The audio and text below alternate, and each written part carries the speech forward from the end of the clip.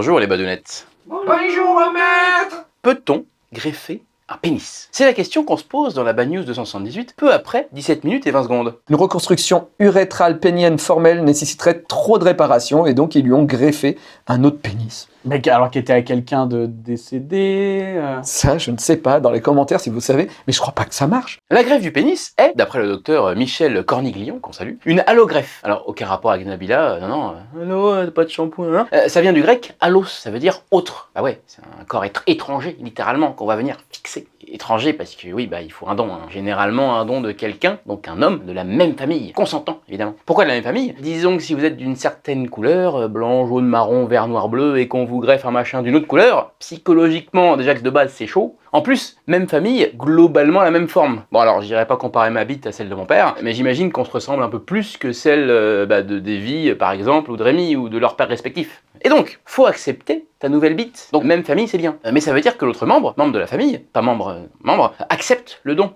Il faut quand même faire preuve de pas mal d'altruisme. Dites-nous en commentaire si vous donneriez votre bite pour votre cousin ou votre frère. Ou à partir de quand vous l'envisageriez. Et donc, c'est chaud, parce qu'il faut tout relier. Le canal du pipi, la peau, les nerfs, les veines, les corps caverneux et spongieux, tout ça. Grosse opération. Qui entraînera en plus un traitement à vie pour éviter les rejets et autres complications. Complications autres que psychologiques. Parce que pour la première greffe de pénis en Chine en 2006, le mec a carrément demandé l'amputation peu après. Parce qu'il avait juste pas accepté son nouveau sexe. Et sa compagne non plus d'ailleurs. Mais quand tu acceptes ta nouvelle verge et que ça se passe bien, à part donc les 3000 cachets immunosuppresseurs par jour et les grosses cicatrices à la base du membre, bah tu pisses comme avant, tu bandes comme avant, il y a même eu des naissances, figurez-vous. Bon par contre, ça se fait pas trop en France, il y a une liste de mecs en attente assez conséquente apparemment, soit mutilés de guerre, soit cancer, soit juste accident. 50% le taux de suicide chez les jeunes, c'est chaud. Mais on comprend, puis c'est le genre de truc, c'est là où tu te rends compte qu'en vrai, tout va bien dans ta vie. On est heureux, enfin en tout cas, on n'a pas le droit de pas l'être, ou alors pas longtemps, genre quand il n'y a plus de wifi.